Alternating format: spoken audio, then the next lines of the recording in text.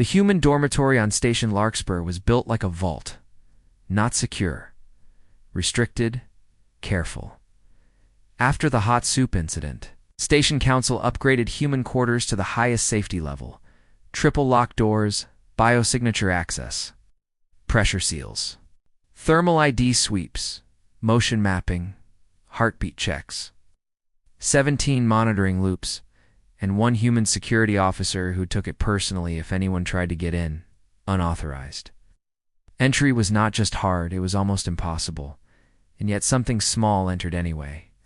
Nora Halden woke to warmth on her cheek, not blanket. Warmth, this was soft, uneven, alive. Her eyes opened under the station night glow. Blue light, quiet air. She thought she was dreaming. Then she inhaled and froze.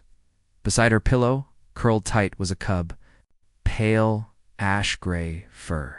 Silver streaks like moonlight. Its chest rose and fell in tiny breaths. One big paw twitched in sleep. It was as small as a human infant. But Nora knew the species. A VARKESH cub, adult VARKESH, were famous across the galaxy. Wolf-like. Brilliant, respected. They were known for calm strength and sharp focus.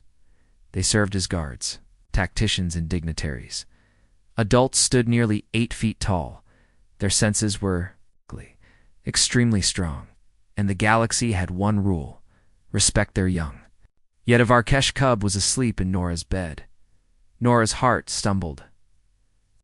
VARKESH cub should not be on Station Larkspur, and it should not be inside a sealed human dorm. Her first instinct said, alert security. Her second instinct said, how did a cub pass systems made to stop adults? Her third instinct, do not scare it, Nora. Tried to sit up slowly. She moved a few centimeters. The cub's eyes snapped open, molten gold, sharp, aware. 2, smart for something so small. They stared at each other. The cub flinched, its ears flattened. Its body tensed to run. Hey, Nora whispered. It's okay. You're safe. The cub did not run. Its nose twitched fast, sampling the air, testing Nora. Remembered the xenobiology briefs. VARKESH smell could read stress and calm. It could sense fear. It could sense safety. Whatever the cub sensed from Nora, it did not find danger. Its ears lifted. It tilted its head. Nora swallowed. You're not supposed to be here, Nora said softly. Where's your pack? A thin whine slipped out. Not an animal sound. A lost child sound. Its tail lowered. Its body trembled. Nora's brain listed rules. Her heart chose first. She extended her hand. Palm up, loose fingers. No threat. It's okay, Nora whispered. Come here. The cub hesitated, then crept closer. Unsteady steps. Careful pause. Learning its limbs, it pressed its forehead into Nora's palm. Nora felt a tremble through its whole body. Yeah, Nora murmured. You're all right. She scratched behind its ear. The cub's eyes closed. A soft sound came from its chest, a purr mixed with a shaky breath. Then Nora saw the marks, dust smears along its side, tiny scuffs near the shoulder. Not serious, but real. Nora's. Its hand stopped. Her face turned focused. Station Larkspur was neutral ground. So how did a cub get scuffed and lost? Nora looked at the cub's ear. A small ID chip glowed under thin skin. The name scrolled in standard ROOK. All right, ROOK, Nora whispered. Let's figure out what happened. ROOK pressed closer, like the sound of his name was an anchor. Nora pulled her terminal closer. ROOK tucked against her hip, like he belonged there. The dorm security system should have logged entry, yet the display showed nothing. No alerts, no logs. That meant the system did not register him, not erased. Just not tagged as a risk, Nora.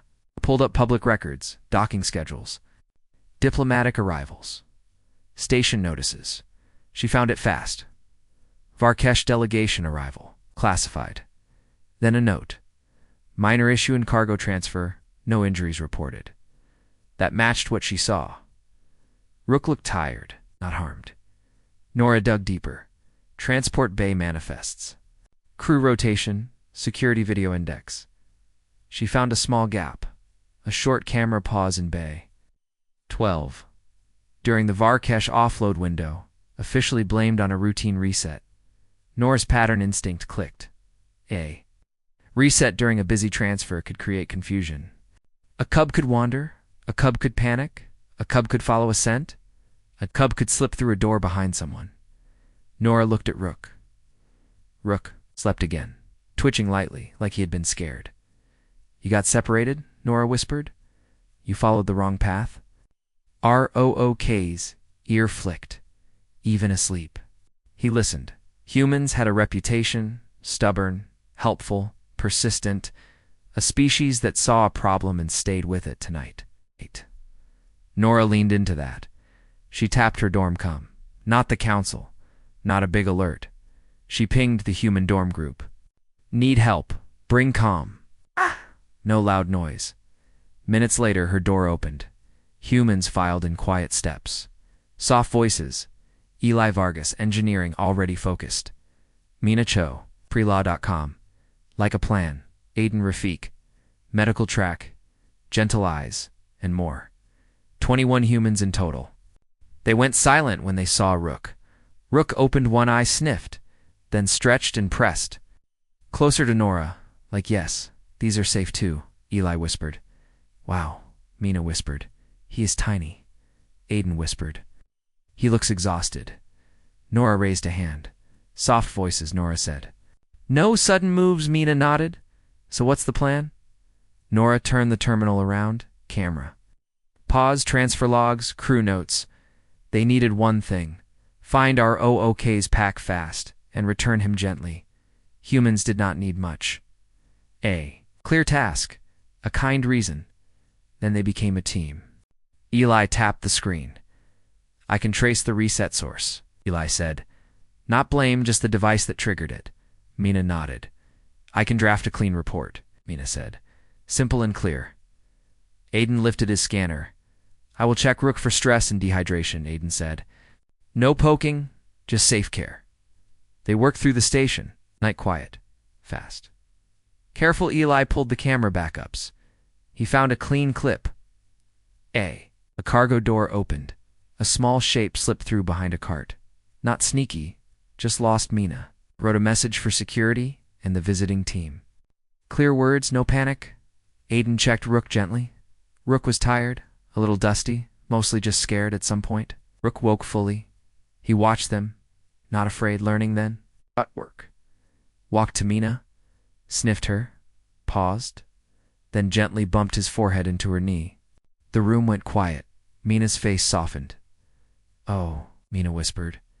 Okay, I get it. You trust us. By morning. The corridor looked organized. A wall display showed directions, transfer path, timestamps, a simple map. Then the dorm block door opened. Security arrived, calm and alert.